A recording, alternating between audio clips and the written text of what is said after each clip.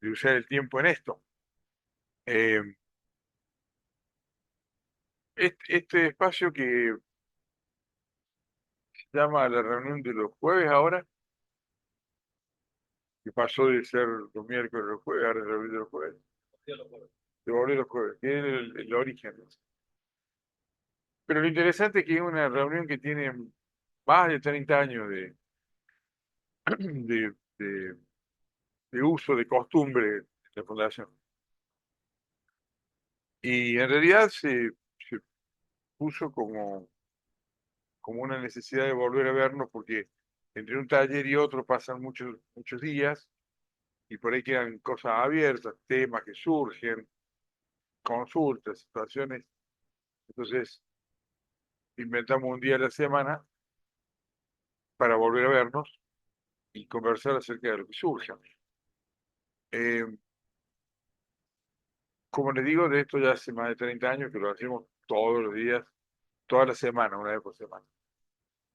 Y lo que sí han cambiado un poco son las modalidades, sobre todo de las temáticas, ¿no? Porque a veces yo venía sin ninguna temática planteada y, y lo que la gente planteaba en ese momento sigue siendo abierto a que ustedes puedan preguntar, intervenir o puntualmente algún tema, igual que la gente que está conectada en vivo. Este, sí, de cualquier manera, lo que ha cambiado es la frecuencia. Por razones de agenda no nos daban la posibilidad de seguir haciéndolo una vez por semana, así que pasamos por lo menos este último trimestre del 2024 a hacerlo una vez por mes. No estoy seguro si el año que viene va a ser esta la forma. Pero si es una vez por mes, esta es la penúltima, quiere decir que queda la de diciembre. Así que bienvenidos a la penúltima reunión de los días miércoles, de los días jueves. Eh, y con respecto a la elección de la temática, eh, bueno, yo con el tiempo fui viendo que había como una cierta vínculo entre lo que venía la gente a conversar en el escritorio de atención personalizada, más lo que se veía los seminarios y un poco las conversaciones en general. Y entonces, si uno extrae así el factor común, sale como un tema que está dando vueltas como necesidad, ¿no? Así un día hablamos de la responsabilidad, otro día hablamos del compromiso, otro día hablamos de la violencia, otro día hablamos de la comunicación, porque es lo que va apareciendo como necesidad. Y, y ahora se me presentó como el tema para que conversemos hoy, la, la coherencia. La coherencia. Coherencia, bueno, es un valor, eh, es fácil encontrar por qué un valor la coherencia, ¿no? Es un valor sobre el cual hay que trabajar. Eh, la coherencia, la palabra viene del latín, como todas estas palabras que usamos cotidianamente, o es del griego o del latín. En este caso del latín es de coherentia, que quiere decir ligado a, unido a. De la coherencia habla de una ligazón, de una unión. Y, y cuando uno empieza a mirar eh, los distintos aspectos que presenta esta palabra, eh, bueno, se manifiestan un montón de cosas. Por ejemplo, cuando uno lo piensa como dentro de un discurso, cuando, cuando acá damos clases de oratoria, ¿no? Preparación de discurso, de clase de oratoria. Y cuando en el discurso no hay coherencia, el que lo escucha tiene un ruido que lo distrae, que no puede entender. Digamos, hay un ruido, hay algo que lo distrae, que lo saca. O en la literatura, ¿no? Y yo empecé a hablar, y cuando empecé a hablar estábamos en pleno invierno, y de pronto, me- sin darme cuenta, me pasé a un momento de sol y calor. Esta falta de coherencia lo que hace es que el cerebro del que escucha o del que lee se distrae porque está buscando la coherencia. Es decir, que estamos entrenados para vivir dentro de una coherencia. Ustedes saben que nuestro cerebro funciona sobre la base de esquemas o, o paradigmas que son sumas de creencias. Que yo creo sobre algo, más, más todo lo demás que creo sobre eso, forma mi paradigma de eso. Para poder funcionar de esta forma, una de las primeras cosas que hace el cerebro es hallar un modelo de coherencia. Y cuando algo rompe el modelo de coherencia, bueno, genera confusión, genera eh, sobre todo mucha incomodidad. Eh, eh, Cuando yo tengo creencias encontradas con otras creencias, hay un choque, hay un choque interno que no tiene solución. Digamos, genera una confusión y rápidamente un cansancio y un aburrimiento. Y el cerebro lo que hace cuando se aburre es muy fácil, se dispersa, se va a otro lado. De acuerdo a lo que tiene que entregar mañana, de acuerdo a lo que tiene lo que venía pensando. Se salió de la conversación. Eh, entonces, una de las cosas que hay que aprender en una oratoria o cuando uno escribe una página es a sostener la coherencia. Y una de las cosas que hay que aprender en la vida es a sostener la propia coherencia. Porque la coherencia la podemos definir de montones de formas, pero está bueno definirlo como una congruencia. Congruencia quiere decir la igualdad, o el parecido, lo congruente es lo similar. Eh, Congruencia es una palabra de la matemática, tiene que ver con ángulos congruentes, son ángulos de igual valor. Entonces, cuando hablamos de congruencia, de igual valor entre lo que hablamos, que decimos, lo que hacemos y lo que pensamos. Es decir, eh, pensamos, hacemos y decimos dentro de una lógica que le vamos a llamar coherencia. Esa lógica, esa es la coherencia. Y muchas veces entramos en pérdida de esa coherencia porque hablamos de una forma, estamos convencidos cuando decimos de una manera, pero después cuando hacemos no somos coherentes con lo que es. Y ahí nos encontramos con un problema. Cuando pensamos, hacemos y decimos de manera coherente, estamos en un estado de, de armonía, nuestra mente, nuestra alma está en un estado de armonía, porque estoy actuando según creo. Ahora, ¿qué pasa si frente a algo que yo creo actúo de manera distinta? ¿Pasa? Sí pasa. ¿Por qué pasa? Miren, hay un montón de motivos que uno podría encontrar por qué la gente se sale de un estado de coherencia. A mí se me presenta muy frecuentemente el miedo.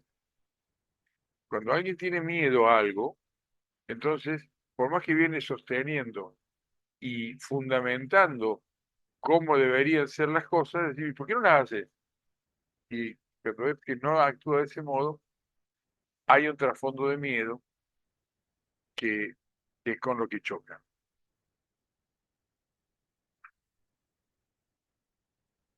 Eh, Ser coherente Eh, el principal problema que nos vamos a encontrar hoy para hablar de esto es la cantidad de sinónimos que tienen.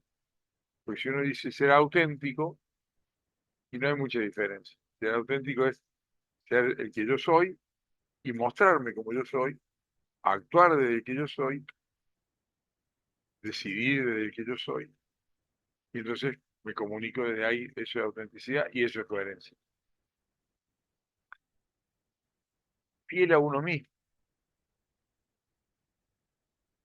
Ser coherente es ser fiel a uno mismo. Ahora, rompemos coherencia todo el tiempo, ¿eh? Y no nos damos cuenta del precio carísimo que pagamos cuando rompemos una coherencia.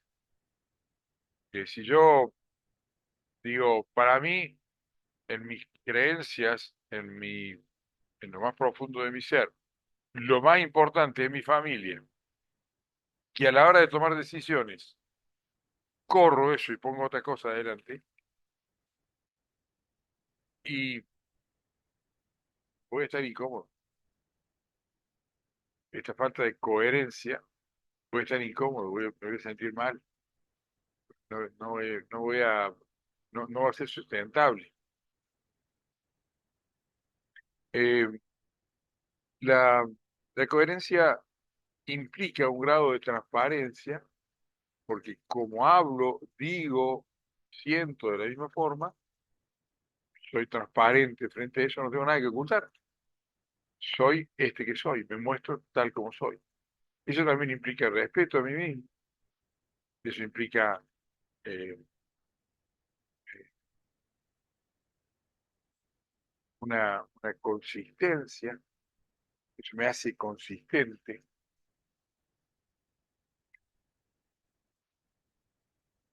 Ese mate está muy consistente, muy rico.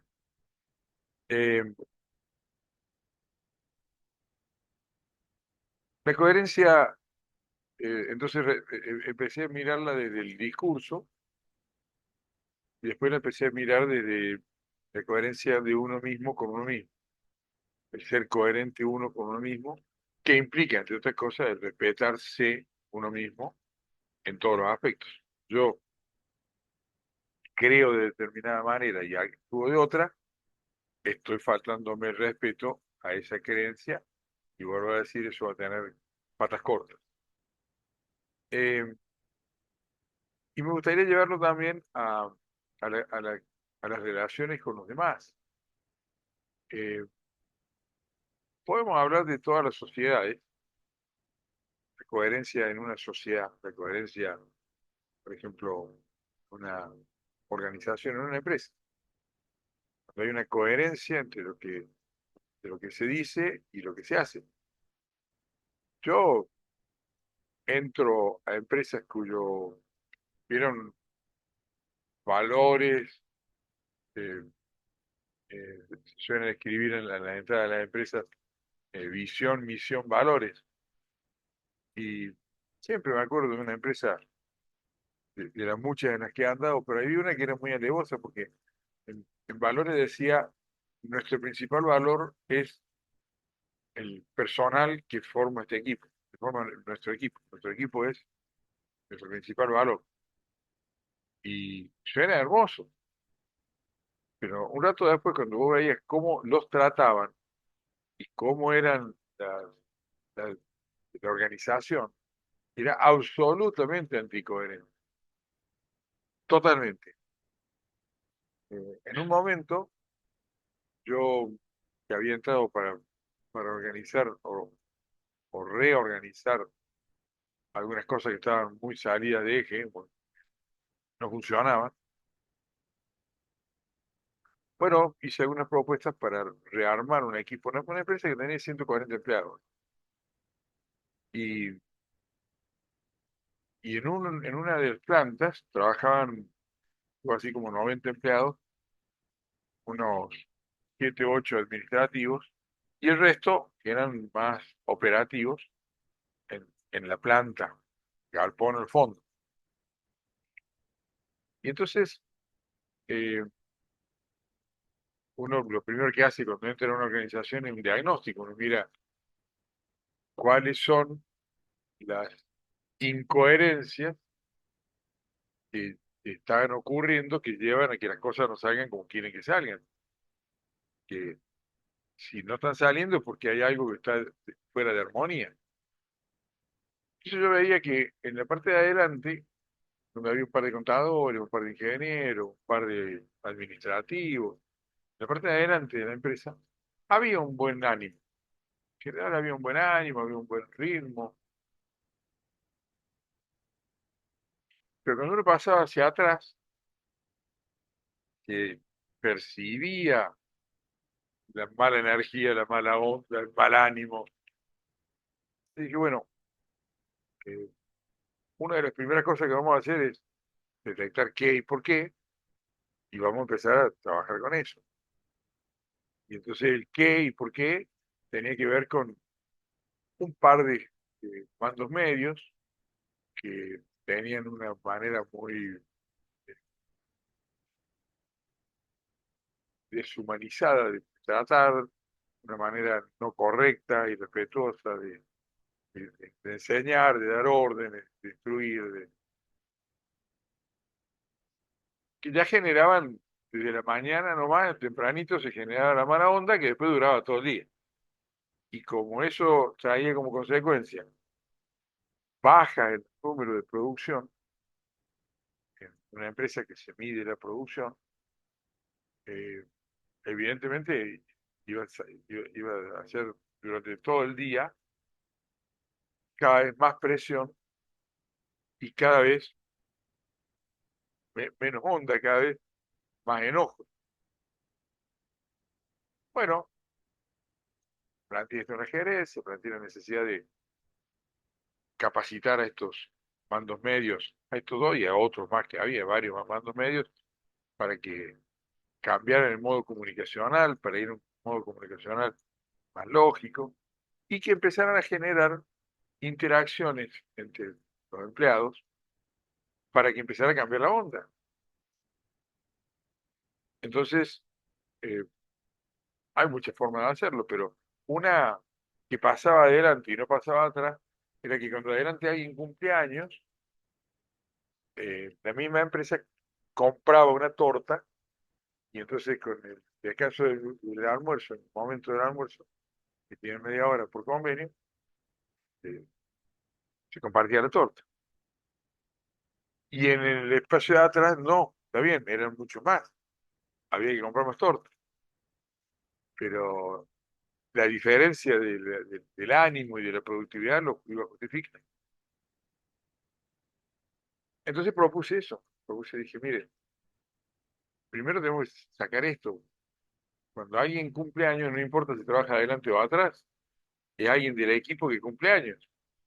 Si se llama supervisor, o se llama jefe técnico, o se llama ingeniero, o se llama operario de primera, no importa.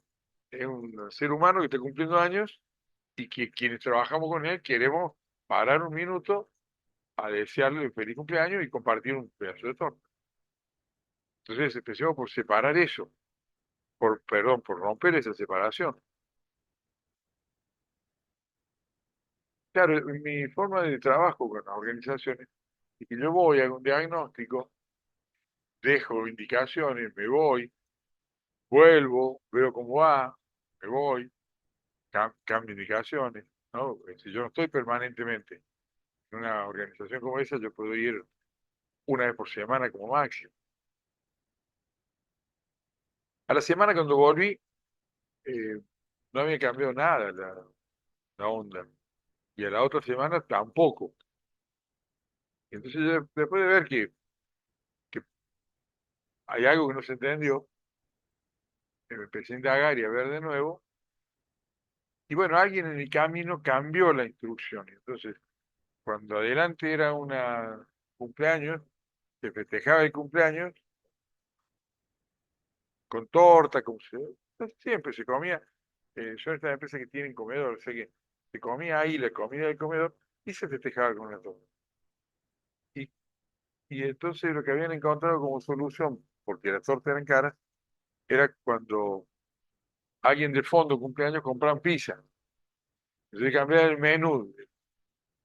El, el- el cambio de energía fue que cambiaban el menú que tocaba guiso de fideo, lo cambiaron por ese 10 pizza porque cumple años Francisco. Lejos de generar eso bienestar, generó más malestar, más diferencia, más enojo. Y,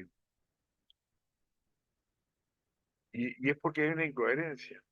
Esa empresa tiene puesto en la entrada el mayor valor de nuestra organización es el equipo de trabajo.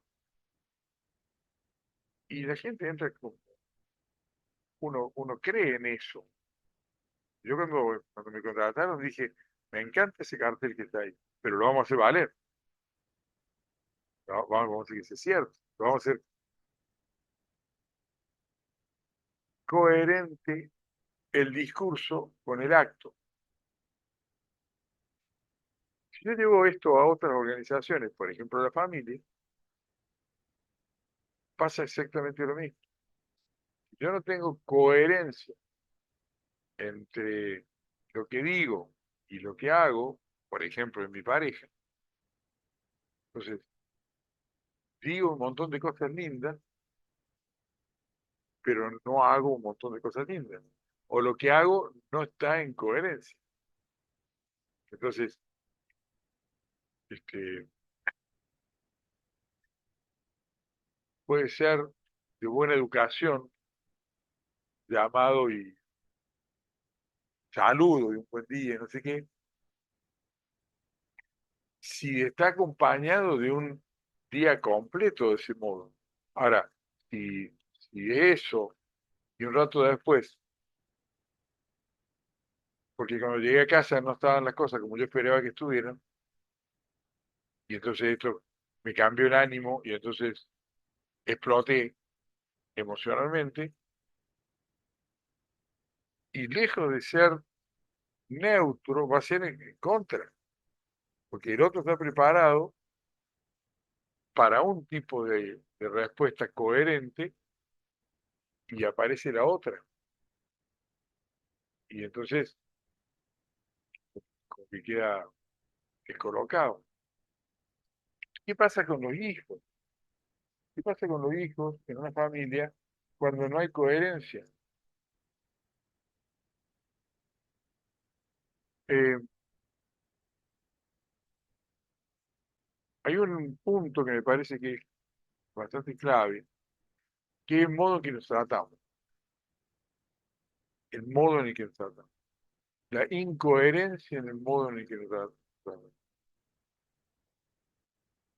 Eh, yo sé que han cambiado las épocas y que decir boludo, boluda, ya no es como en otra época que era un insulto, hoy es hasta como como un trato como cotidiano. Eh, Pásame un mate, boluda, pero ese boluda es un amigable boluda. Ahora, si yo digo, boluda, pásame el mate, se cambió. Y entonces, ¿qué pasó? ¿Qué cambió? La palabra era mí, cambió la emocionalidad. Y cuando lo emocional no está en coherencia con lo que hago y digo, se rompe todo. ¿Cómo enseño a mi hijo a no ser violento desde la violencia? ¿Cómo enseño a mi hijo a no ser violento amenazándolo? ¿Cómo enseño a mi hijo a ser respetuoso si no lo respeto? ¿Cómo enseño a mi hijo a que respete mi espacio? Este espacio es mío, este espacio es mío. Entonces, yo puedo levantarme e irme a otra oficina y si alguien quiere sentarse a trabajar acá, tendrá que decirme, Cado, ¿puedo ocupar tu escritorio un rato? Es probable que yo venga, esto es real y concreto, que yo venga y mire, y diga, no, esto no, esto es privado. Entonces lo guardo y yo sí, te presto el espacio, pero esto es lo que lo hacía mío. Lo que lo hacía mío era esto que estaba acá. Entonces, ¿cómo hago yo para que mi hijo entienda que hay un espacio que no es de él, que es mío, si yo no respeto un espacio que es de él y que no es mío? Esto por ahí hay algunas mamás y algunos papás a lo que les cuesta entender. ¿Sí? Chicos, tengan puertas cerradas. ¿Cómo? Tengan la puerta de su hijo cerrada para que tu hijo sepa que ese espacio es de él. Y si va a entrar a la pieza de tu hijo, no importa la edad que tiene, te va a golpear la puerta. Te va a decir, ¿se puede? Claro, si tiene 2 años, acepto que estamos muy temprano. Si tiene 4, ya no. Le golpeo la puerta y le dice, ¿se puede? Para que sepa que cuando va a entrar a mi habitación, tiene que golpear la puerta y preguntar si se puede. Para que sepa que hay un espacio que es de él, que tiene que ser respetado por todo el mundo. Tiene que ser respetado, por ejemplo, su cuerpo. Su cuerpo es un espacio que es de él, que tiene que ser respetado por todo el mundo. Ahora, ¿cómo le enseño a respetar su cuerpo si yo no respeto su cuerpo o el mío?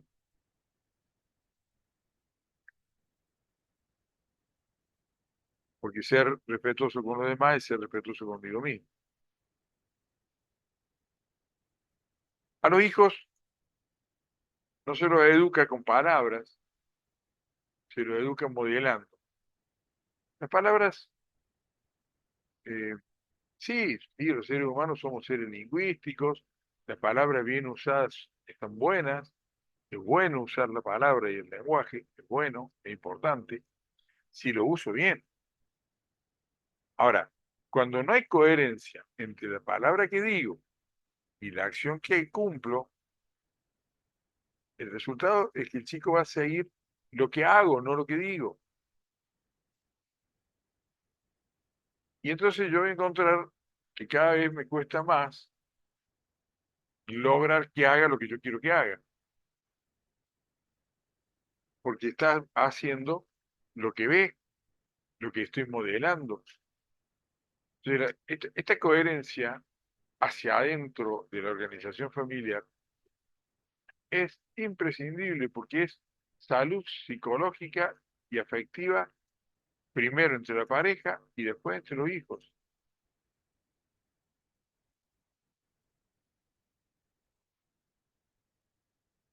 Yo sé que todo esto se puede decir fácil desde acá y tomando mate, y después a la hora de los bices, cuando uno va a la cotidianeidad, para ahí no es tan fácil explicarlo, porque puede resultar que hay gente, digamos, una organización está formada por personas y las personas no son todas iguales. ¿Y cómo hacemos? ¿Cómo hacemos? Si yo tengo,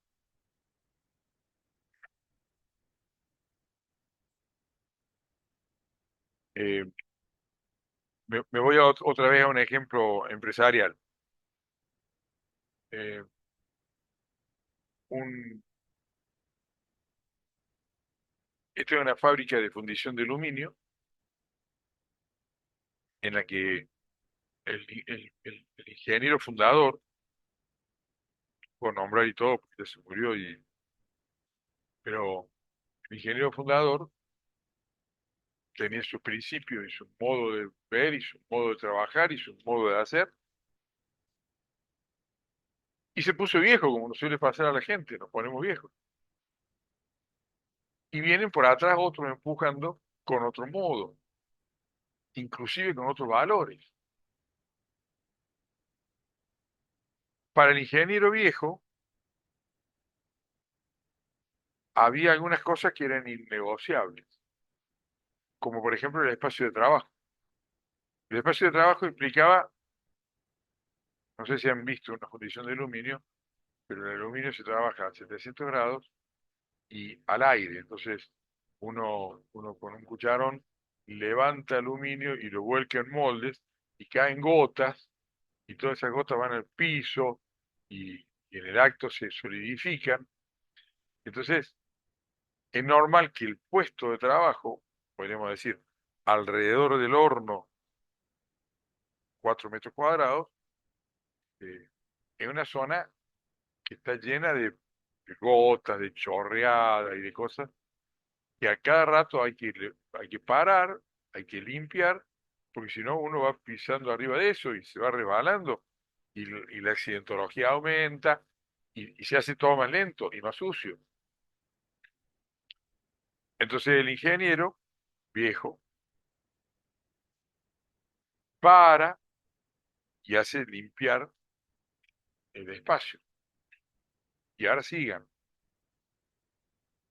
La ingeniera, que es la hija del ingeniero y que es quien queda a cargo, está atrás de un proceso de productividad de número, donde cuenta que parar a limpiar el puesto de trabajo le hace bajar la producción. Y entonces acelera no, y no acepta eso. Entonces, como yo estoy trabajando en eso y voy y vengo, mi tarea en una empresa es que ni se den cuenta que yo estoy yo viviendo, tomando nota, veo lo que pasa allá, veo lo que pasa allá. Y después en reuniones con las personas indicadas lo marco, ¿no? Entonces, yo veo,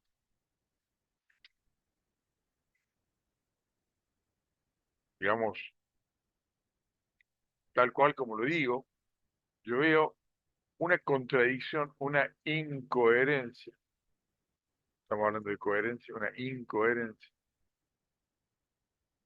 Porque viene el ingeniero y le dice, el ingeniero ya está retirado, ya está viejo, ya está retirado, pero es su fábrica, es como su hijo. Todos los días pasa por la fábrica. Él es el que está antes que abran y él es el que está después que cierran. Se va, viene, no tiene una función, eh, digamos, anda volteando. Para varios de ahí está molestando. Sin embargo, yo descubrí dos cosas en esa empresa. Una fue esta, ¿no? El ingeniero diciéndole al empleado, pare, mire cómo está su puesto de trabajo, limpie, ya sabe, conocía todo desde chico, ahora son todos los empleados viejos. Entonces, Pérez, mire cómo está su puesto de trabajo, otra vez le tengo que decir, vaya a buscar rastrillo, la pala, junte la carretilla, limpie su puesto de trabajo y después sigue. No puede el ingeniero porque la ingeniera no quiere que hagamos eso. Acá digo yo, haga lo que yo le digo. Y entonces se encuentra, Pérez se encuentra en una organización que desde el punto de vista de la, nosotros le decimos la quinta disciplina, a la, eh, a la sistémica, a una mirada sistémica, desde el punto de vista de la sistémica, se llaman organizaciones, hay dos tipos de organizaciones, organizaciones enfermas y organizaciones que enferman. Hay organizaciones enfermas que son aquellas que no pueden resolver estas contradicciones y las paga la organización, las contradicciones. Pero hay organizaciones que enferman porque este tipo, que hace 20 años hace lo que el ingeniero le manda y ahora le tiene que decir al ingeniero no, y que el ingeniero le diga haga lo que le digo y se pone colorado el alemán y putea y se pone colorado, haga lo que yo le digo y el tipo se queda, no sabe qué tiene que hacer. Eso se llama una organización que enferma. La Municipalidad de Córdoba es una organización que enferma. Es una organización donde va una persona y quiere trabajar, quiere hacer lo que tiene que hacer, y viene un sindicalista y le dice, no, estamos de paro. Entonces dice, bueno, no lo hago. Y viene su jefe y le dice, haga lo que le dije. ¿Y quién manda? Manda el, el concejal que me hizo entrar, manda el intendente que está ahora a cargo, pero que a fin de año no va a estar más, manda el sindicalista que hace 40 años está y dentro de 40 años va a seguir estando. ¿A quién le hago caso? ¿Saben qué termina pasando? Terminan enfermándose. Es una organización enferma que enferma. Por supuesto que los resultados están a la vista. Ahora, me fui a la municipalidad, me fui a una fábrica de aluminio, ¿y en casa qué?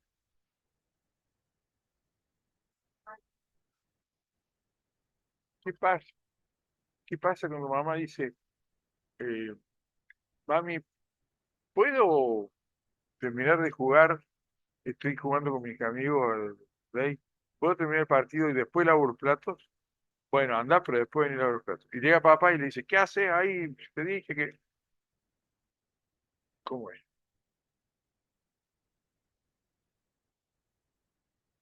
¿Cómo es? Es-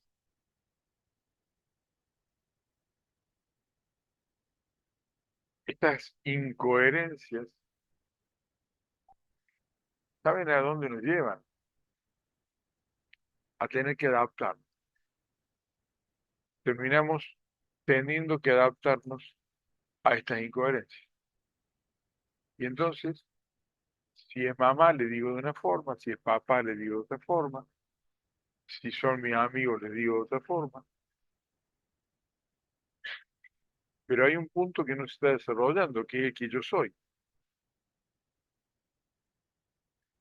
¿Yo quién soy? Soy el que tiene que dejar satisfecho a todas estas incoherencias. En realidad, el resultado de la incoherencia es un gran desorden.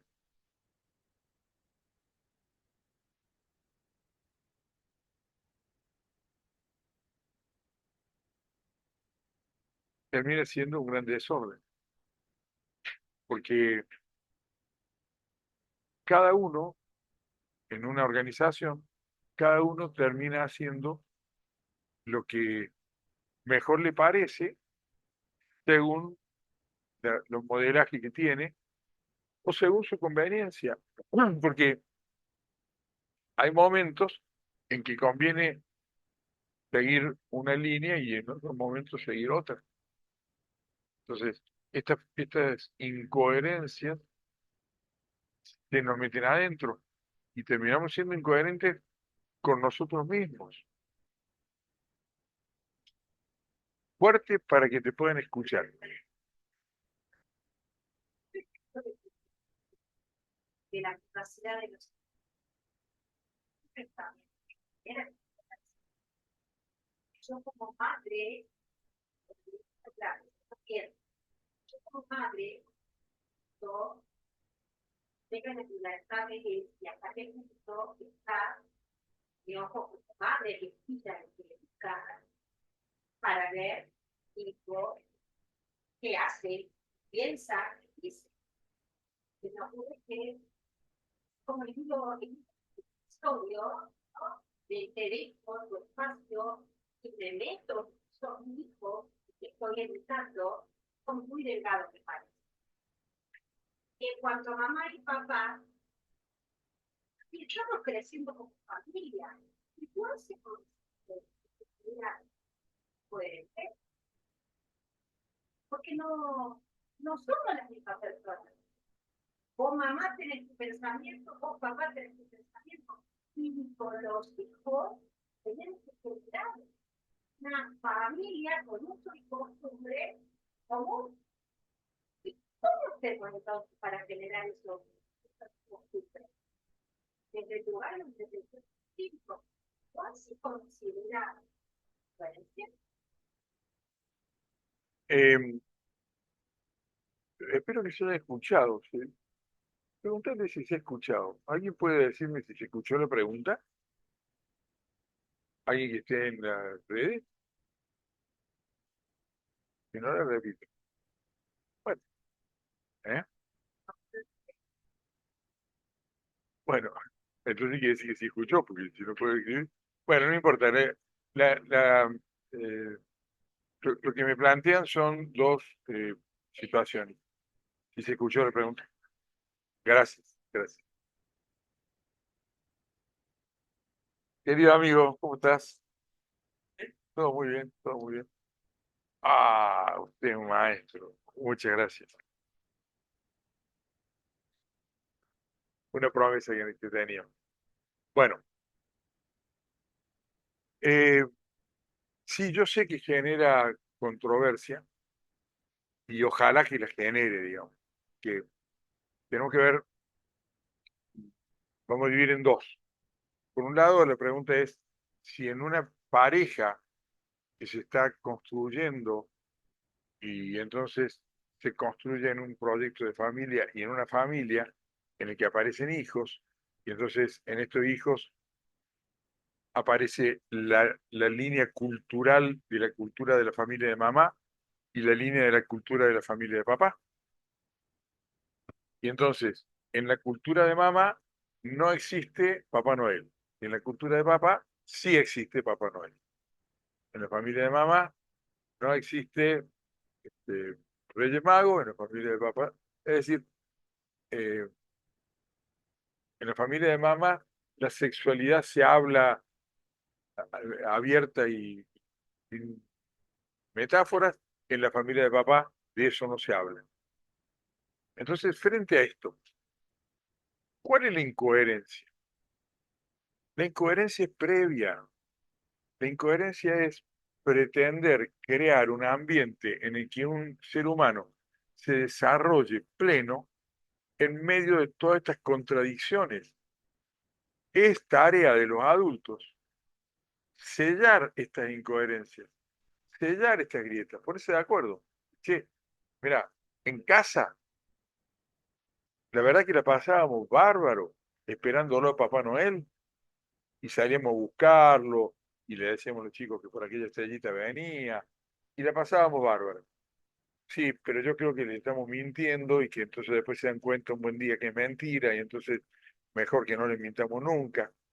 Bueno, nos pongamos de acuerdo, porque lo que no puede pasar es que mamá hable de Papá Noel y que papá diga que eso no existe.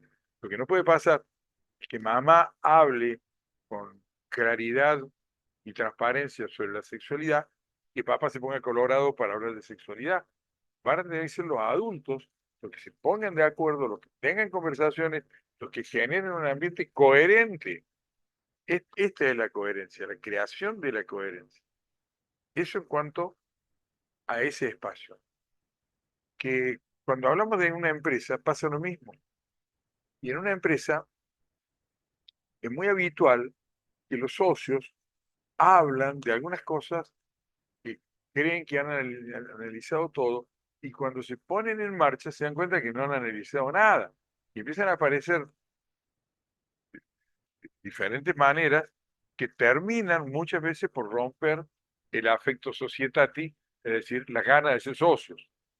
¿Sabe qué? No quiero ser más socio, ni tu amigo, ni nada. No te quiero tener ni cerca. ¿Y eso por qué pasó? Porque no tuvimos en cuenta todas las posibilidades. Ahora, cuando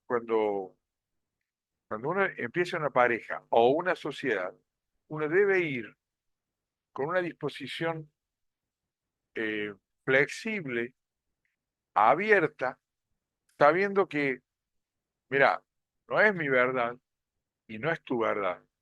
Tenemos que construir una verdad que nos sea útil.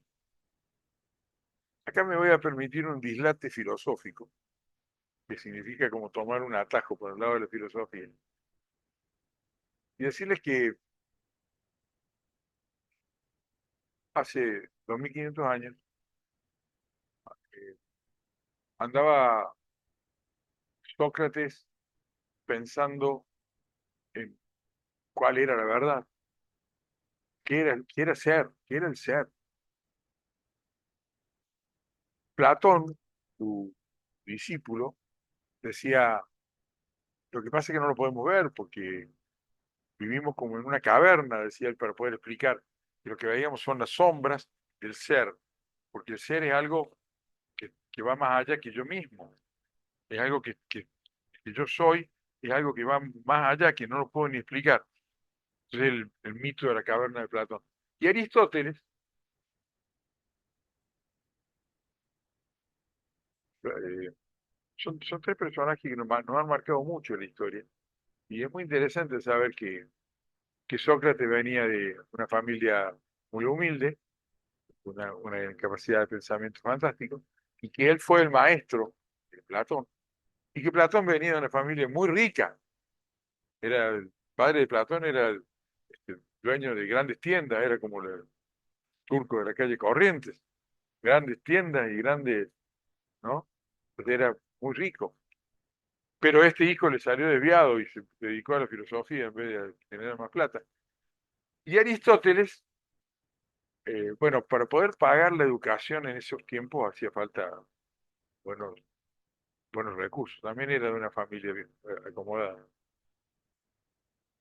Pero bueno, se alimenta de Platón y de Sócrates y entonces empieza a pensar en una forma distinta y empieza a pensar que el ser tiene materia, que es aquello de lo que está hecho, tiene sustancia, que es la forma en que se presenta la materia, tiene eh, todo lo describe de la física, ¿no? Tiene forma, tiene antigüedad, tiene tamaño, todo de la física. Y si además hay algo que va más allá, que le va a llamar metafísica, lo que va más allá de la física, y es la esencia. Aristóteles el que habla de la esencia. Hay algo que es la esencia. La esencia es lo que hace que vos seas el que vos sos. Y es distinto de la forma, es distinto de la materia, es distinto de lo que está hecho, es distinto del color, es distinto hasta de la existencia misma. La esencia es la idea encarnada en algo.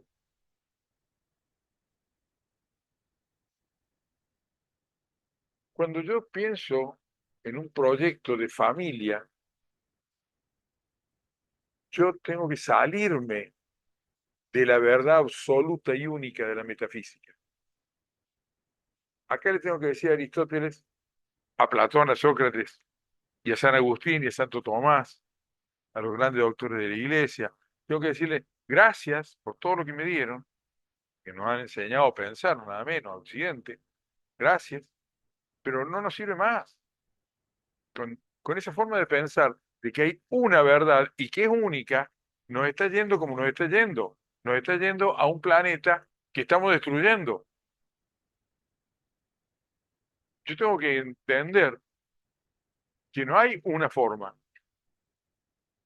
que hay muchas formas y que ninguna es mejor que otra, que tu manera de ver es tuya y que mi manera de ver es mía. Si me dan una fibra voy a hacer un dibujito para poder explicar que lo que vos me manifestas, venimos de dos familias distintas, por supuesto, venimos de dos historias distintas. Yo el otro día hice un juego con una Steffi Susana, que es mi hermana, muy mayor que yo. Bueno, no. Pero sí tenemos recuerdos en comunes, ¿no? Y entonces estábamos hablando con una staff de, de comida, porque tenemos hambre, nos tienen a dieta, nos están haciendo bajar de panza. Entonces, estábamos hablando de comida. Y entonces una de las chicas dice, estaría bueno para hacer un choripán, estaría bueno para hacer. Y yo dije, voy a decir algo, pero solamente para Susana. Estaba todo el staff ahí, ¿no? Y voy a decir algo, pero solamente para Susana. Y yo me muero de ganas de comer tomate relleno. Y el staff miró así como diciendo, frente a un choripán, tomate relleno. ¿Y de qué estás hablando? ¿Te acordás que dijiste? ¿Podés decirse?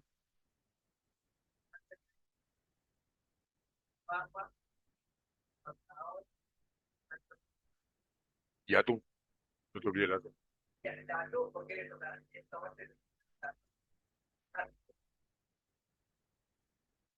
nosotros que venimos de de una coherencia familiar, cuando decimos tomate relleno, decimos eso.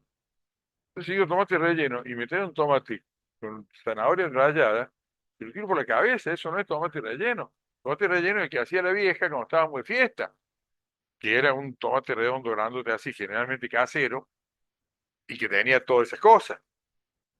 Ese era el tomate relleno. Entonces, cuando yo digo tomate relleno, digo eso. Ahora, mi esposa nunca probó el tomate relleno de mi vieja. Claro, entonces le digo, haceme un tomate relleno y me trae una porquería de arroz. Y lo tiro por la cabeza porque eso no es tomate relleno. Respuesta para vos, ¿no? En realidad, venimos, hay algunas fibras que escriben. Solo un poco de leer lo que acaba de hacer. Hay que imaginar.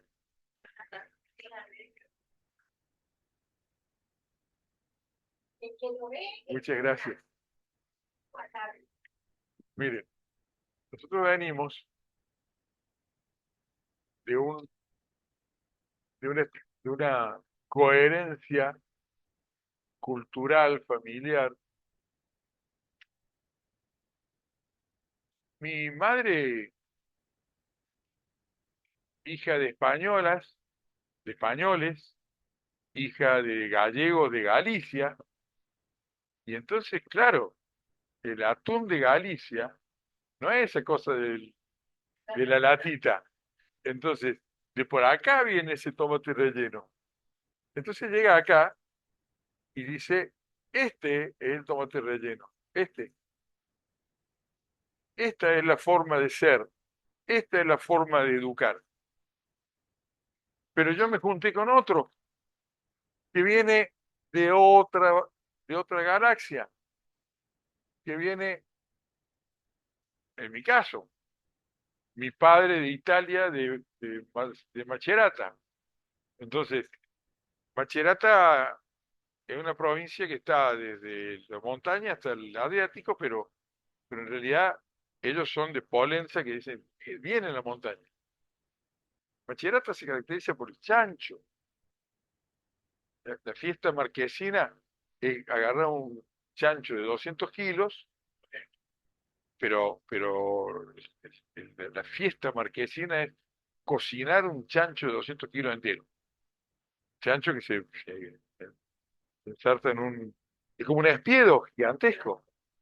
Y se pasan entre 12 y 24 horas cocinándolo y chupando el ritmo.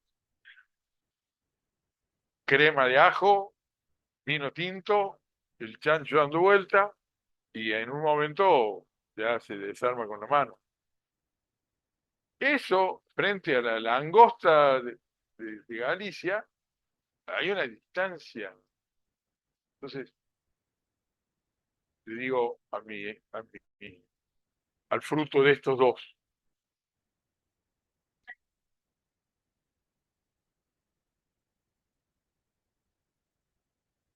yo te voy a llevar a comer lo más rico que has comido en tu vida, desde acá. Y le caigo con un pedazo de chancho, y le da asco. Tiene gusto, chancho grande, ¿saben qué gusto que tiene el chancho grande? El gusto de chancho tiene como parecido al chancho silvestre, el cabalí. Entonces, le da asco. Y al revés, le digo a este, che, te voy a dar lo más rico del mundo. Y te doy un pedazo de tomate con atún y me tiras por la cabeza. ¿De qué se trata? Se trata de que nuestros hijos van a recibir esta herencia. Y esto hay que comprenderlo desde antes. La clave está en que yo ya sé que uno se embaraza por una calentura. Está claro, somos todos hijos, porque mi mamá no me tuvo porque tenía ganas de tenerlo acá. Tenía ganas de estar con mi papá y mi papá de estar con ella. Sí, Susana, te lo tengo que decir. te tengo que revelar, todos somos hijos de ese amor biológico, que es la atracción fisiológica, física, sexual, de lo cual aparecen los embarazos. Antes o después, pero hay un tiempo ahí en el que hay que acordar todas estas cosas y hay que ponerse de acuerdo en cuál es el proyecto de familia que estamos construyendo, o el proyecto de empresa, o saben con qué hemos trabajado nosotros muchísimo, el proyecto de fundación. La Fundación Despegar es una de las fundaciones más antiguas que tienen en Córdoba, es más antigua que la Fundación Arco, y que eso quiere decir que ellos tienen más plata, pero nosotros somos más antiguos. Digo, ¿por qué soportamos 40 años en el que fue gente, vino gente, pasaron staff, vinieron? ¿Por qué? Porque todo el tiempo estuvimos trabajando esto, que es lo que surge acá, que es el nuevo proyecto. Tu hijo recibe esta influencia cultural, y se genera una nueva cultura que, que tiene esta continuidad y que va a generar, cuando se encuentre con otro alguien, otra cultura.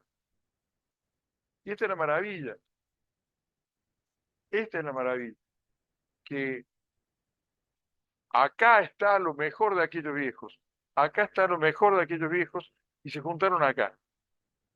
Y acá va a transmitir lo mejor y va a juntarse con lo mejor y va a generar una nueva línea. Esta es la historia de la humanidad. Y poder entender que,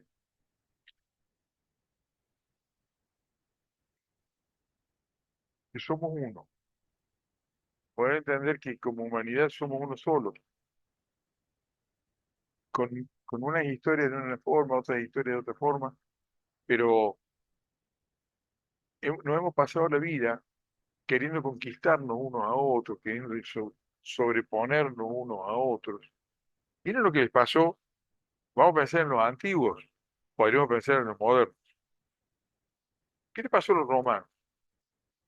Los romanos salieron a conquistar el mundo y conquistaron el mundo. Hicieron el imperio romano, el imperio que por donde salía el sol y por donde se ponía el sol era todo imperio romano. ¿Qué le pasó? Que, se, que se, que fueron eh, contaminados, entre comillas, contagiados de toda la sabiduría de todos los pueblos que fueron esclavizando. Ellos fueron conquistando y se fueron convirtiendo en eso mismo. ¿Cuánta diferencia real creen ustedes que hay hoy entre palestinos y israelíes? Que no estoy hablando ni de Hamas ni de judíos, estoy hablando de palestinos e israelíes. ¿Saben qué?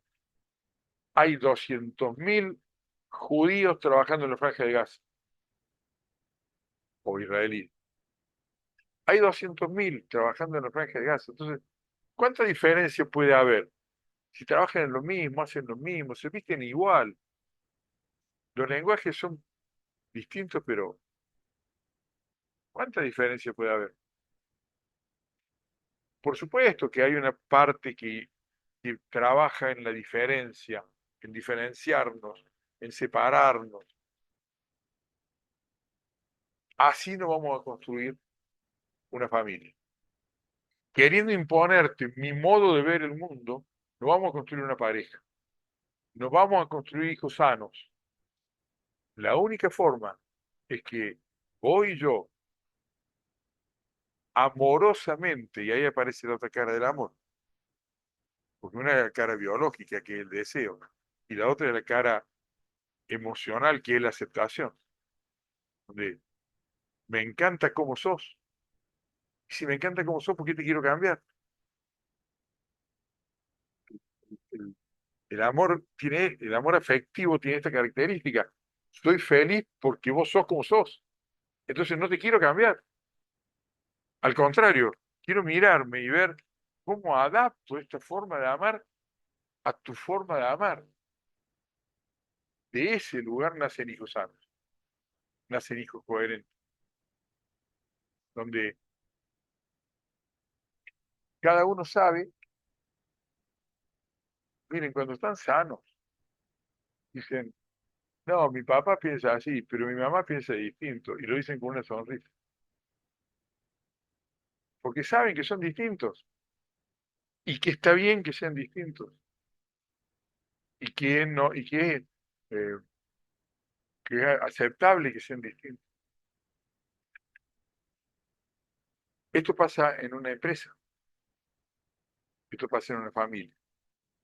Una empresa, vamos a poner, pongamos una panadería, che, está bueno, yo sé esto, vos sabés aquello, pongamos esto, pongamos aquello, pongamos una panadería y ponemos la panadería.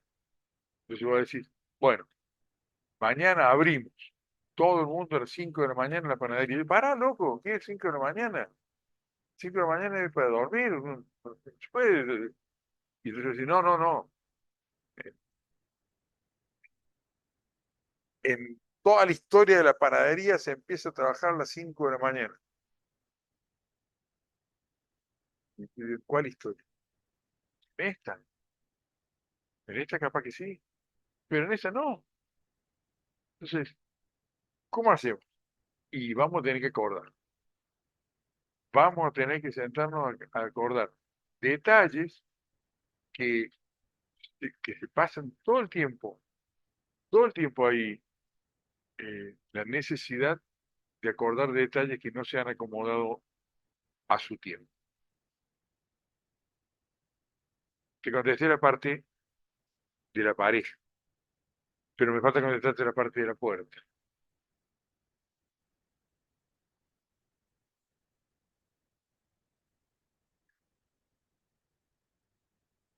Lo de la puerta tiene que ver con un principio básico, fundante, de educación sexual.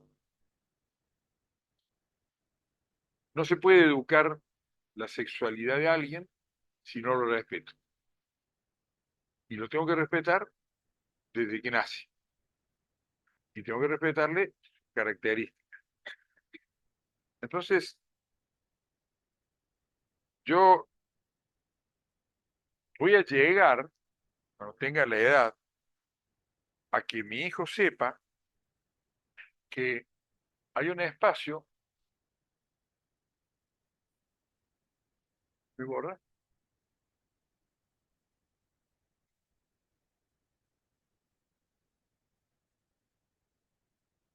Un poquito para que pueda, que es una familia muy grande.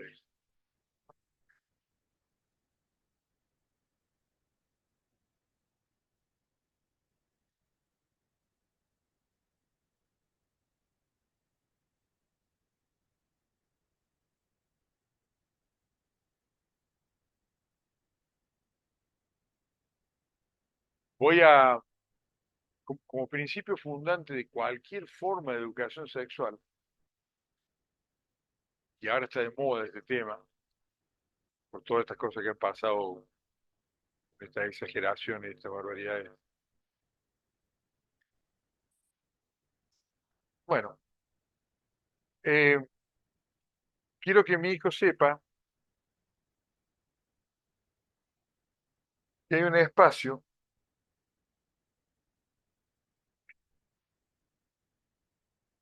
que hay un espacio donde va a transcurrir su vida, ¿no? Todo, hay un espacio donde transcurrimos. Dentro de ese espacio hay un área que es lo público,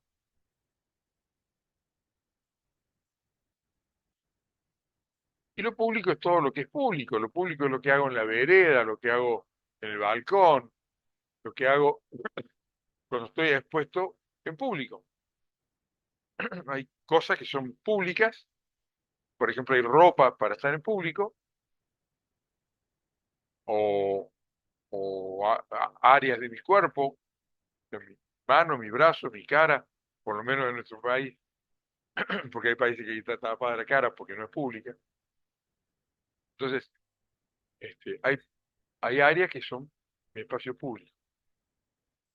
Hay otro espacio que es más reducido que ese, que es el espacio privado.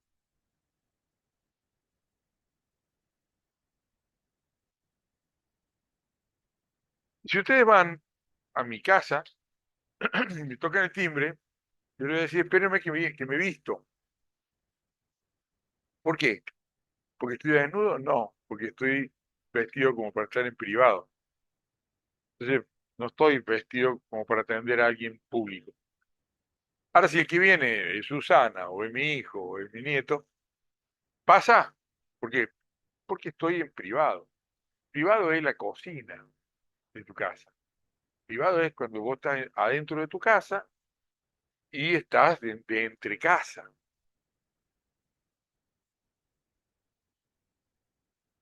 Cuando uno se viste para algo público, toma otros recaudos.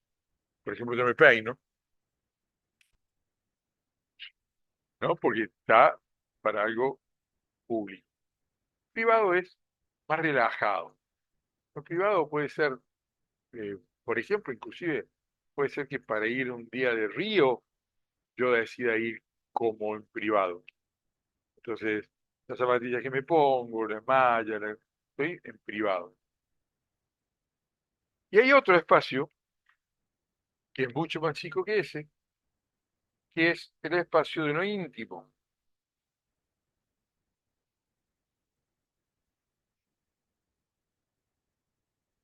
Lo íntimo es lo escatológico, llámase así a lo que tiene que ver con las excreciones, que hace caca y pis.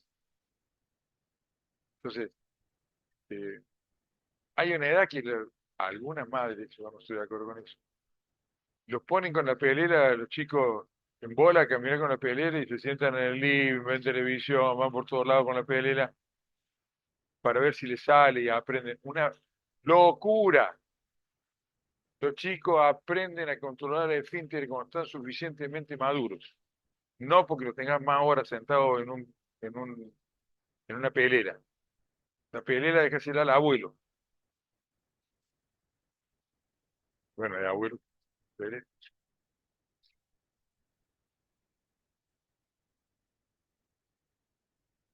El espacio íntimo es lo escatológico y lo sexual. Son los dos aspectos.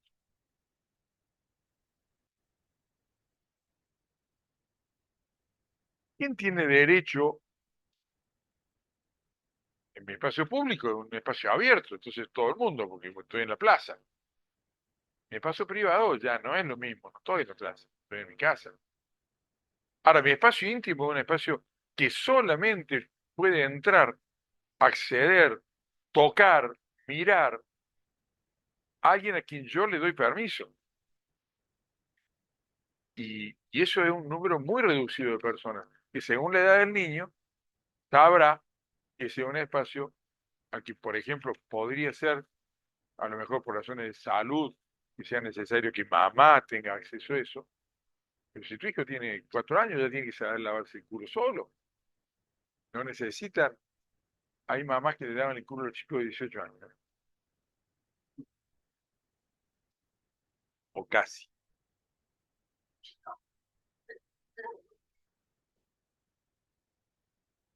o casi. Digo, este,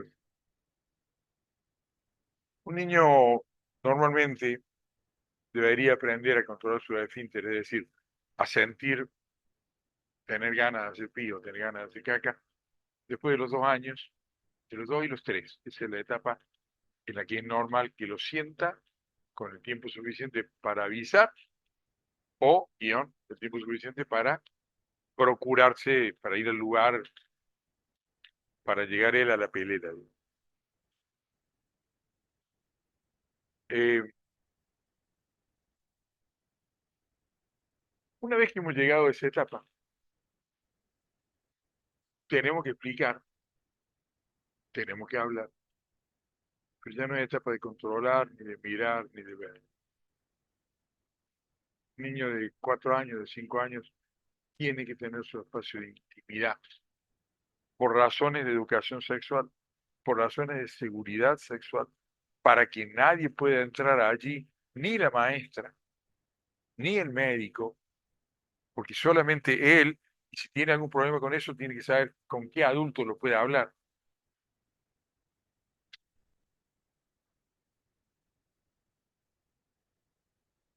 Y, y después viene otra cuestión que es lo que pasa con la sexualidad que se empieza a formar. Eh, los seres humanos somos sexuados desde que nacemos hasta que nos morimos. Nacemos sexuados y nos morimos sexuados. Cuando estamos en la panza de mamá, en una vida todavía este, dependiente, estamos adentro de la panza de mamá, ya tenemos una sexualidad, ya hay una sexualidad. Se puede ver en las, eh, en las ecografías, no pocas veces se ve que el varoncito agarra el pito y se lo tira para todos lados. Costumbre que le va a durar hasta los 94 años. Este,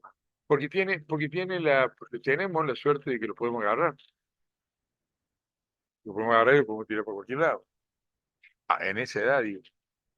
Pero después, las nenas y los nenes nos tocamos. Y es placentero tocarse. Y es sano tocarse. Y es parte de la propia sexualidad, es parte de la construcción de la sexualidad. Entonces, eh, como es placentero, porque uno se jabona por todos lados, pero hay lugares donde se demora un ratito más. ¿Me equivoco? Uno se jabona por todos lados, pero hay lugares donde el jabonarse es un poco más placentero. Entonces puede quedar un ratito más.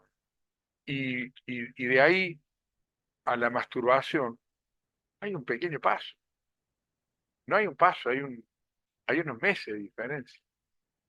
La masturbación es una actividad sexual normal y sana de los seres humanos que por muchos años se prohibió, se condenó, se habló de la ignorancia, sin entender el fundamental lugar que ocupa la sexualidad en la sexualidad adulta, la masturbación infantil.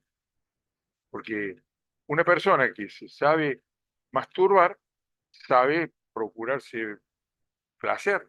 Y entonces cuando después esté con otra persona, también sabe procurarle y hacer que le procuren. Y sabe compartirlo. Pero empezó jugando con el mismo. Ahora, ¿dónde creen ustedes que eso se hace? ¿Dónde creen ustedes que un chico de 6 años se puede masturbar? ¿Quieren que yo les diga? En el baño. Y usted está en el baño y la mamá está, ¿qué haces? ¿Qué haces ahí? Dale, hace media hora que estás en el baño, salí ya. Y entonces el otro está chiqui, chiqui, chiqui, chiqui. Y, y apurándonos por masturbarnos. ¿Y saben qué estamos haciendo? En los varones, ¿no? Estamos creando eyaculadores precoces, porque no, porque no tienen tiempo y están siendo controlados, y entonces están en un lugar que como es, porque el baño es público o es privado. Es público si no está ocupado, y pasa a ser íntimo cuando está ocupado. Entonces es natural que son pocas las casas que tienen un baño para cada uno. Yo viví en una casa de mucho dinero, cada uno tiene su baño, niñeras. No, no, éramos 7 y teníamos un solo baño. Entonces, imagínense que había horarios en que eso era un caos. Entonces, mamá, cerrar la puerta de tu hijo, permitirle que pueda cerrar la puerta. Es que vos sabés que no tengo puerta en el baño, no tengo puerta en la habitación.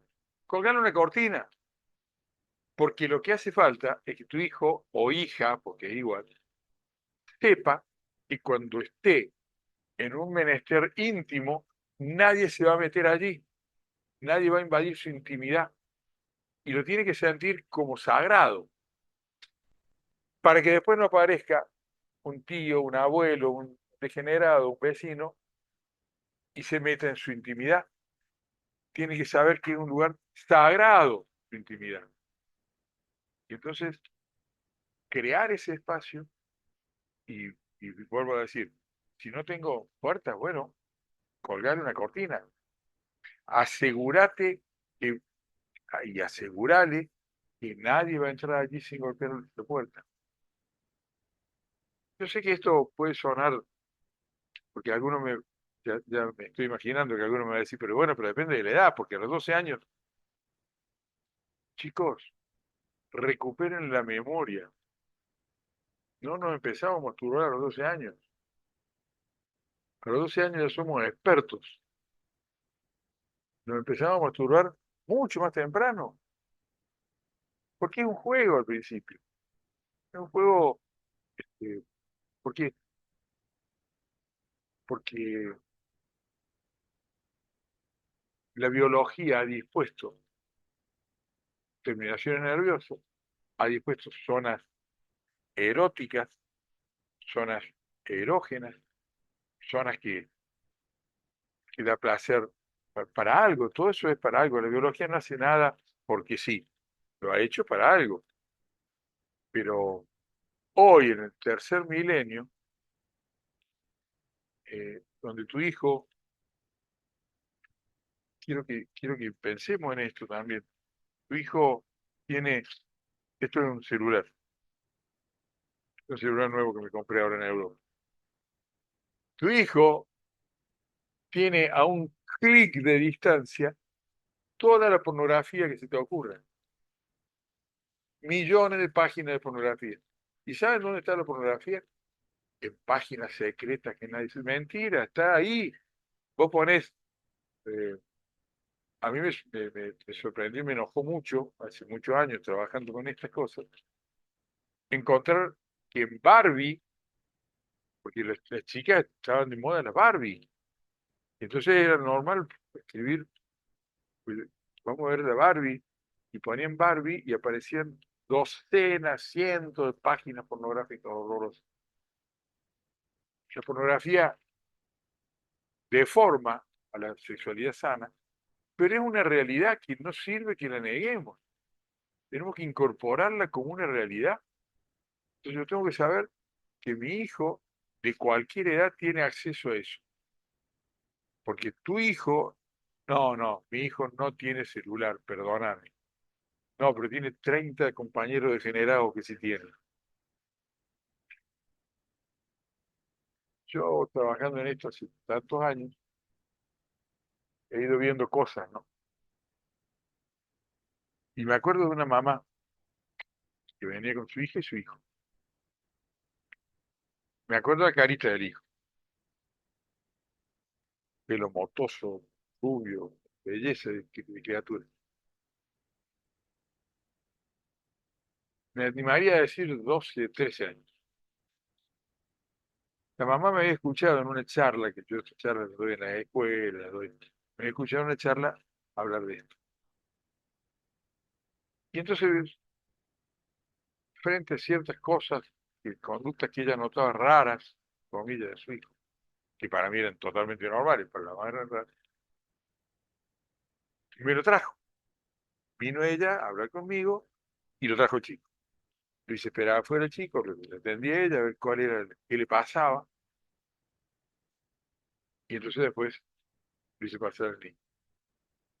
Y entonces le pregunté frontalmente, como hay que hablar con chicos de estas cosas, le pregunté, eh, ¿estás viendo mucha pornografía?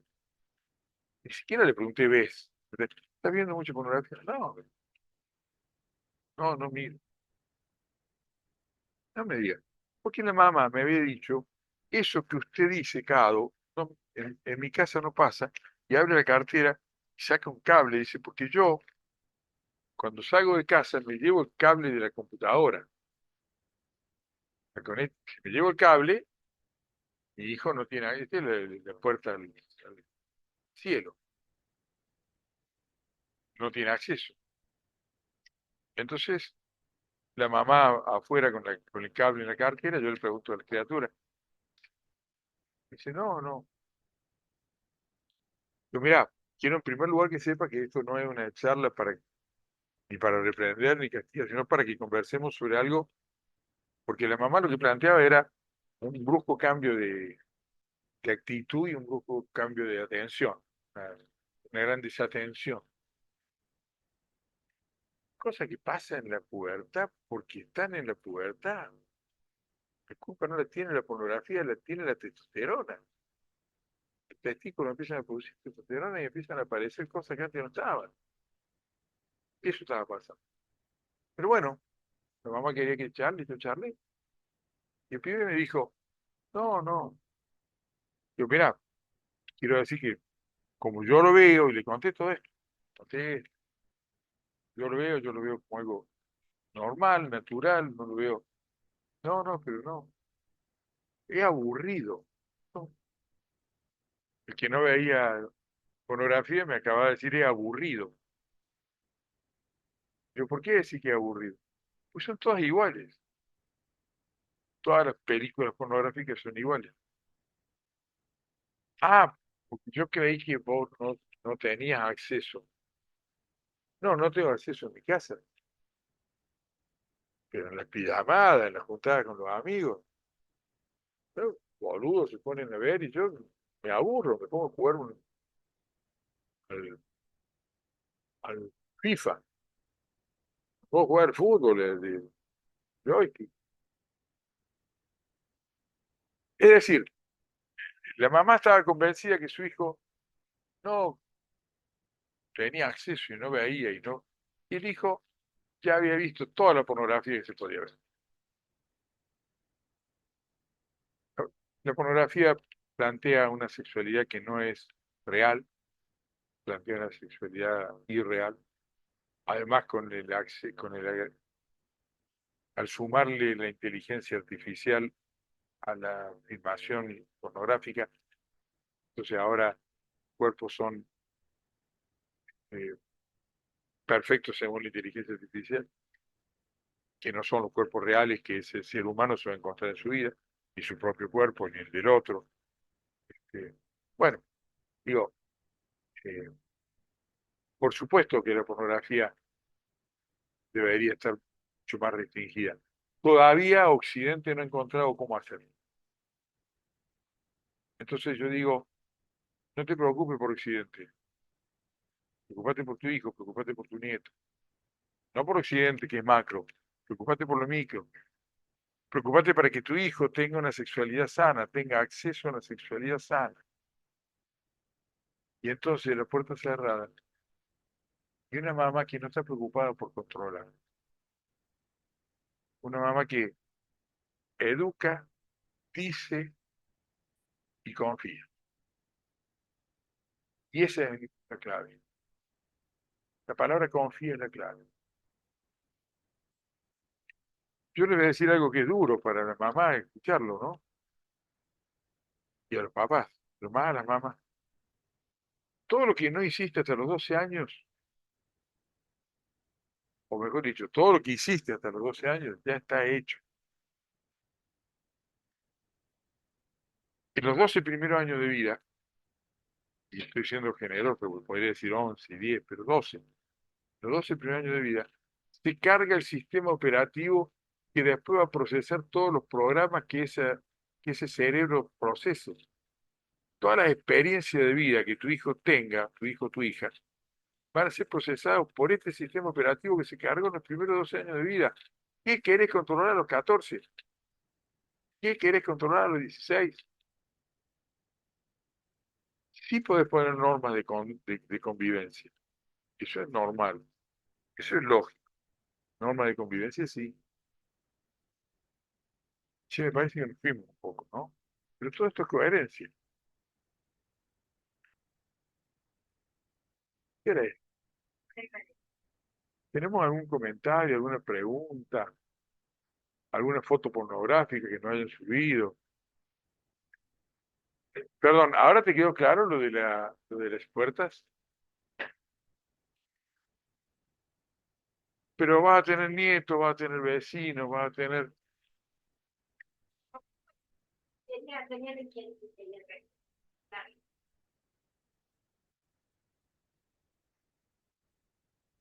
¿Por qué dijiste eso? Sí. Ah, pero es un tema de... la madre. Sí, pero ¿qué edades tiene?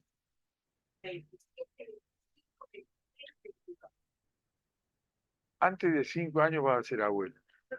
Sí, te lo digo. No vas a ser abuela de hijos felices y de nietos felices, ¿sí? Sí, porque hay una etapa.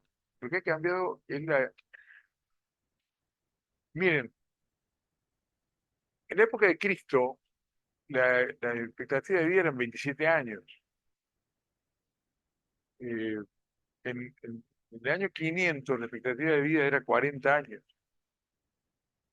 Cuando mi papá era grande, era viejo, después de los 60, 65. Ahora los viejos de 88 están enojados porque le dan el carnet por un solo año. ¿Se entiende? Hemos estirado la expectativa de vida, pero hemos estirado la calidad de vida. Entonces, hoy a los 70 años una persona tiene un montón de proyectos. Por eso, era natural que mi abuela se quedara embarazada a los 15, mi mamá a los 20, mi hermana a los 25, mi hija a los 30. Es que cada vez quieren un poco más porque quieren un poco más de vida. Che, hay tanto para hacer, pero hay una cosa, y es que ahora hasta los 40 años también se pueden embarazar. ¿Se entiende? Entonces, si tenés una hija o un hijo de 22 años que diga, no, no, hijo no ahora. No hemos pasado por momentos en que hijos no, porque, pero después hay un momento que uno, el proyecto, ese proyecto que dibujábamos, el proyecto que viene así, uno uno tiene ganas de proyección. Es instintivo, ¿eh? Sí hay una parte racional que puede decir, pero es instintivo. Hay algo que me pueden argumentar en contra, que es mirar lo que pasa en Europa. Sí, Europa ha entrado en una etapa de un envejecimiento, un aplastamiento de la pirámide poblacional, un envejecimiento general, y sí, hay pequeños pueblos, pequeñas ciudades que no tienen niños, tienen que cerrar la escuela por falta de niños. Sí, eso está pasando en Europa. Pero hay otra cosa que pasa en Europa, de la que no hablan, y es que hay cientos de miles de no europeos que están ocupando Europa. Hay cientos de miles de camitas y semitas que están ocupando Europa y que se reproducen y que tienen 6, 7 hijos. Entonces, mientras que un holandés decide no tener hijos, hay un cordobés que se fue a vivir para allá para ganarse la vida y que ya tiene 3 hijos. Quiero decir, hay hay una renovación que en realidad lo que termina haciendo es mezclando la humanidad y volviendo a lo que dije al principio, que somos uno. Al final somos uno. Y la no conquista de Europa desde las armas está ocurriendo desde las camas, desde la población. Entonces, esto es, hay que saber mirarlo, hay que mirarlo. Esto es pura sociología viva que está ocurriendo, está transcurriendo. ¿Tenemos alguna pregunta ahí?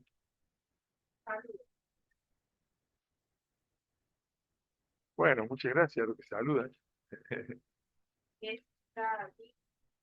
Hola, Jessy.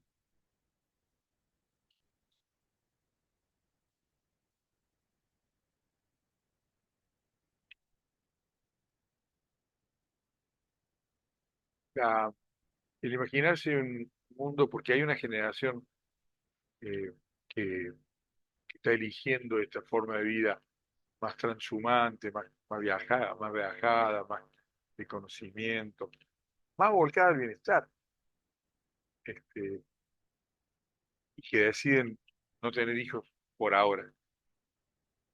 El- si nos llevara a imaginarnos un mundo sin nacimientos, eh, bueno, sería como un error de interpretación, no es lo que está pasando. Lo que pasa es que la gente está naciendo en otros lados. Esta es la realidad de lo que está pasando. Toda esa gente que está de este lado del muro de Estados Unidos queriendo pasar para el norte, eh, son gente joven, y gente que están queriendo vivir de manera distinta. Y si vamos para abajo, toda Latinoamérica, y todo Centroamérica, toda Latinoamérica, y si vamos a África, ni hablar. Todas las dificultades económicas y todo eso, que tendremos que aprender a administrar. Vamos a aprender. Estamos en una etapa difícil, pero vamos a aprender. Saluda a Natalia Ciales. Hola, mi querida Nati, me contó Susana de ese encuentro fantástico. Después de tanto tiempo de estar hablando entre nosotros, sin saber que estaba siendo parte de esa barra. Urgente, cuanto antes, voy a ir a ver.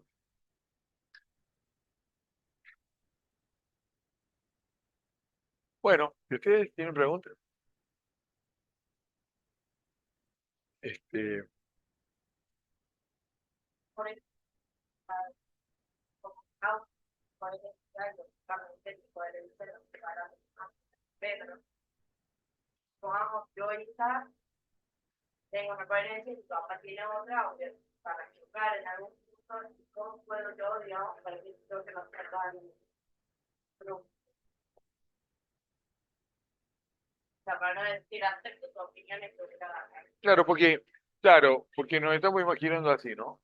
Nos estamos imaginando que esta es una coherencia y esta es otra coherencia, y entonces no queda más remedio que la colisión, van a chocar. Y es que no es así. Como yo estoy planteando salirse de la rigidez. Estoy diciendo, prepara tus zonas convexas para que yo pueda entrar con mis zonas cóncavas. Entonces no va a haber un choque, va a haber un engarce. ¿Entendió?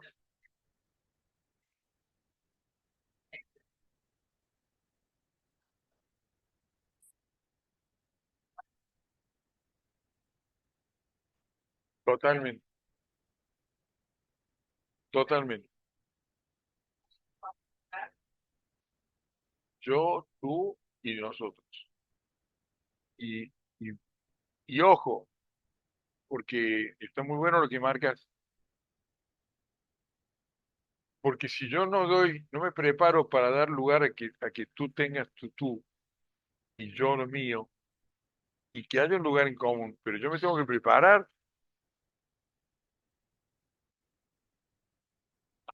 Puede ser que vos disfrutes muchísimo ir todos los domingos a comer a la casa de tu mamá. Y puede ser que yo odie ir todos los domingos a la casa de tu mamá. Y eso no tiene por qué separarnos. Se trata de que vos vayas los domingos a comer a la casa de tu mamá y yo no.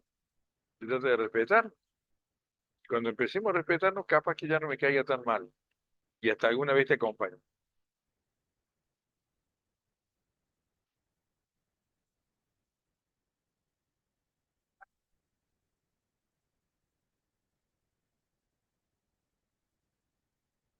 Por eso, por eso hay una cosa previa que es la construcción de esto. La construcción de esto es, porque, ¿qué pasa con eso que vos pones, por ejemplo? Si drogas. Si vos te pudieras drogar en tu espacio, acá, y solo afectar acá, yo no tengo ni que decir nada. Pero es que vos cuando te drogas, lo metes en este espacio. Cuando vos te emborrachas, no es que vos lo hagas en tu espacio, lo metés en mi espacio. Entonces, esta claridad, ¿no? Porque yo no tengo que imponerte nada. Yo acepto o no acepto. Y si no acepto, si en definitiva hay aspectos que dicen que hay lugares innegociables, que esto no es posible, bueno, es irremediable. Si esto fuera así,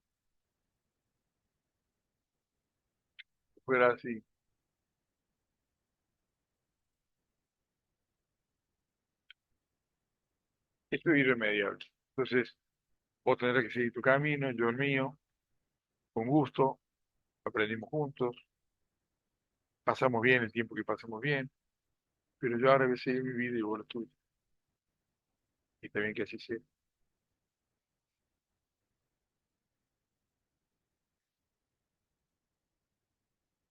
Y siempre pasando por la flexibilidad, ¿no? Por la no rigidez, por la flexibilidad, pero dentro de esa flexibilidad hay límites que no se pueden negociar. Sí, eh, yo, por ejemplo, lo de la droga, por ejemplo, eh, hay aspectos de la sexualidad. Hoy se habla de parejas abiertas. Bueno, está bien, digamos, yo no tengo una opinión cerrada sobre eso. Si sé que a mí no me sirve, digo, yo no estaría en una pareja abierta. Pero si vos querés hacer la experiencia o te sirve, este es el camino. Yo seguiré mi camino, vos seguirás tu camino.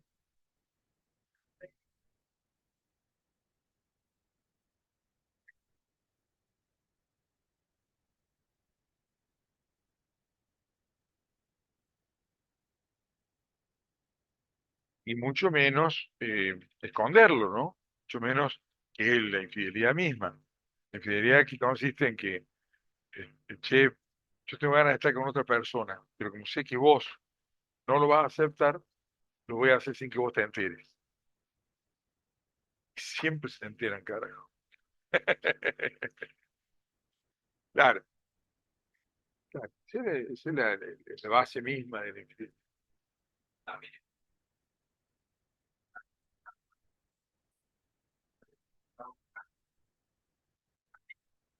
Totalmente, totalmente.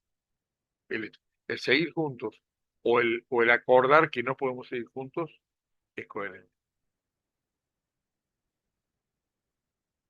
Uno puede no seguir juntos y construir otras formas de relación. Uno puede tener relaciones distintas.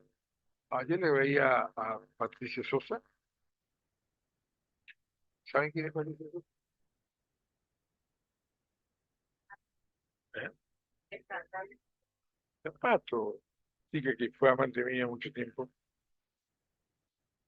Nunca se enteró, pero... eh, y ella encontró una forma con su marido, llevan 25 años de pareja, y en una pareja que los dos declaran que funciona muy bien, solo que viven a 2 cuadras de distancia. Cada uno hace su vida, cada uno tiene su horario, cada uno tiene su... Se juntan cuando se quieren juntar y le funciona. Y es una forma. Hoy yo creo que la cultura nos permite imaginarnos maneras de parejas totalmente distintas a la tradicional mamá, papá, hijo, tío, abuelo. Esa familia clánica sirvió para el siglo XX,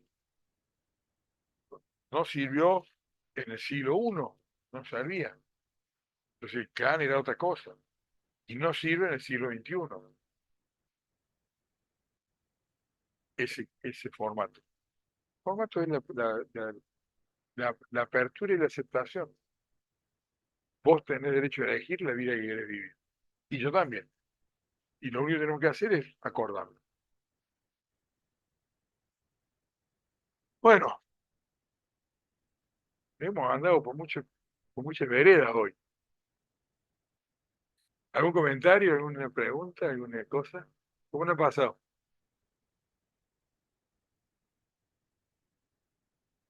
¿Cómo le ha pasado, Pi?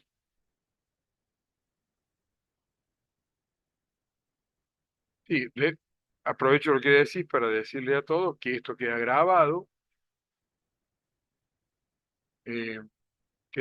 y queda vivo, digamos. Creo que en la página de la Fundación queda grabado. Y en Instagram también. Yo de eso no sé mucho. Me ocupan abuelo. Queridos amigos, como siempre,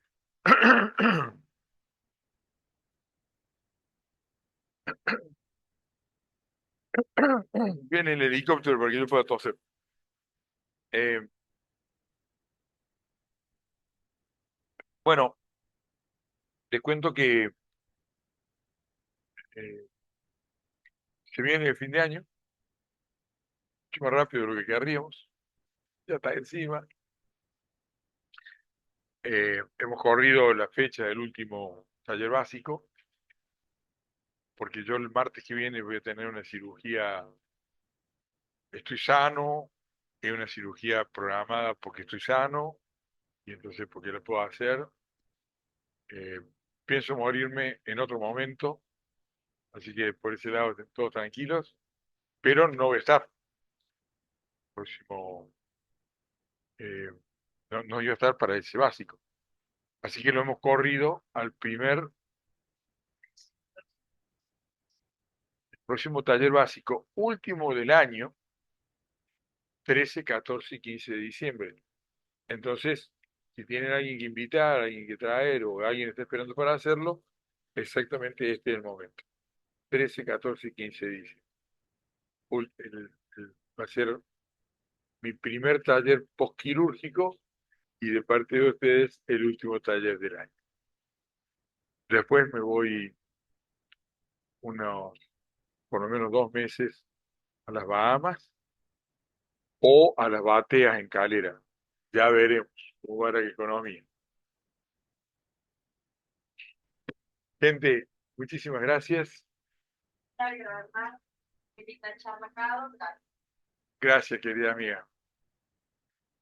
Muchas gracias. Bueno, gracias a todos.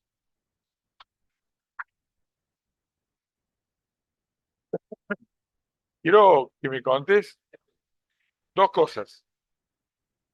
¿Cómo lo pasaste? ¿Cómo llegaste acá?